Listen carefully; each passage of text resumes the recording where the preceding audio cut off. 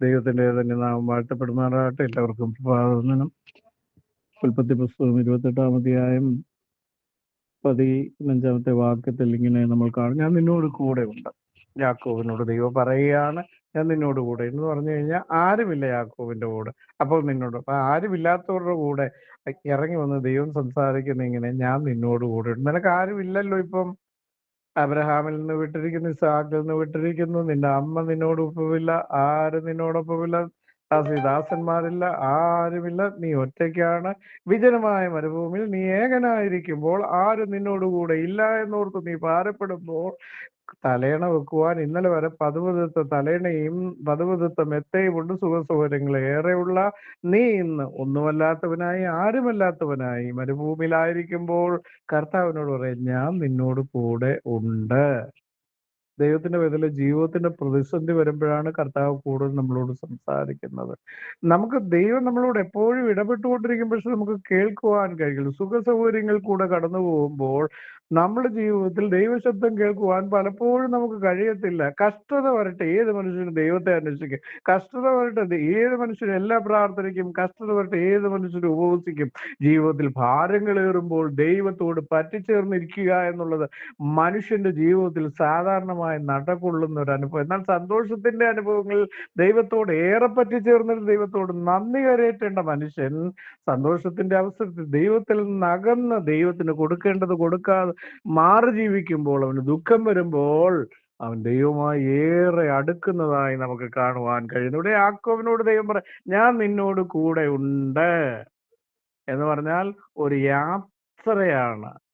ഈ യാത്ര എന്ന് പറയുന്ന ഒരു മടങ്ങി വരവ് യാക്കോബിന്റെ ജീവിതത്തിൽ എന്നുണ്ടാകണമെന്നുള്ളത് സ്വർഗത്തിലെ ദൈവമാണ് തീരുമാനിച്ചിരിക്കുന്നത്. ആ മടങ്ങി വരവ് വരെ അവനോട് പറയുന്ന, നീ എവിടെ നിന്ന് പുറപ്പെട്ടു പോകുന്നു അവിടേക്ക് നിന്നെ ഞാൻ മടക്കി വരുത്തും, അതിനുവേണ്ടി ഞാൻ നിന്നോട് കൂടെ ഉണ്ട്. കർത്താവ് പറഞ്ഞ ലൂസിൽ, ബഥേൽ എന്ന ലൂസിൽ വെച്ച് യാക്കോബിനോട് അരുളി ചെയ്ത ഈ വചനം യാക്കോബിന്റെ മരണം വരെ ദൈവം നിവർത്തിച്ചു എന്ന് നമുക്ക് കാണുവാൻ കഴിയുന്നു.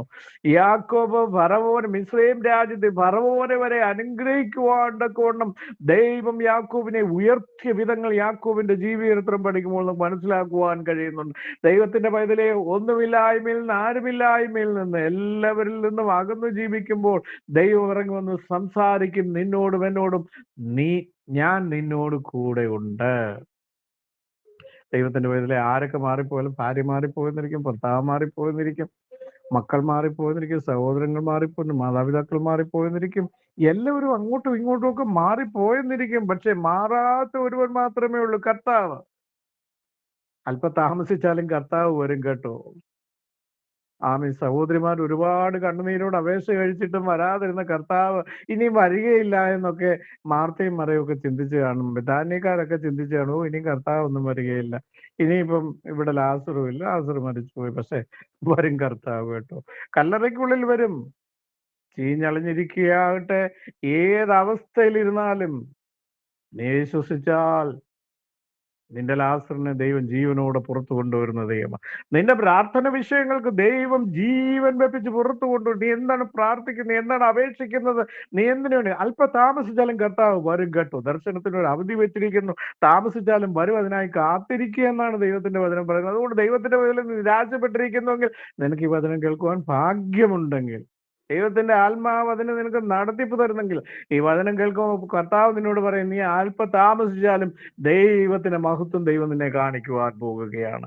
ലാസറിന്റെ ജീവിതാനുഭവങ്ങൾ പോലെ അടയ്ക്കപ്പെട്ട് എല്ലാം നഷ്ടപ്പെട്ട് ചീഞ്ഞ് ഒന്നുമില്ല, പെറുക്കിയെടുക്കുവാൻ ഒന്നുമില്ല എങ്കിൽ പോലും ആ കല്ലറയ്ക്കുള്ളിൽ നിന്ന് നാം ഈ സ്തോത്രം ജീവന്റെ ചൈതന്യത്തിന്റെ തുടുപ്പുമായി നിന്റെ പ്രാർത്ഥന വിഷയങ്ങൾക്ക് മറുപടി തരുമെന്ന ഒരു സർവശക്തനായ ദൈവത്തോടെ നീ പ്രാർത്ഥിക്കുന്നെന്ന് ഈ പ്രഭാതത്തിൽ നീ മനസ്സിലാക്കി, നിന്റെ നിരാശകളെ നീ മാറ്റി, നീ വിശ്വസിച്ച് ദൈവം നിന്നോട് കൂടെയുണ്ട്. കർത്താവ് പറയുന്നു, ഞാൻ നിന്നോട് കൂടെയുണ്ട്, ഞാൻ നിന്നോട് കൂടെയുണ്ട്, ഞാൻ നിന്നോട് കൂടെയുണ്ട്, ഞാൻ നിന്നോട് കൂടെ ഇരുന്ന് നിന്റെ ദേശത്തേക്ക് ഞാൻ മടക്കി വരുത്തും.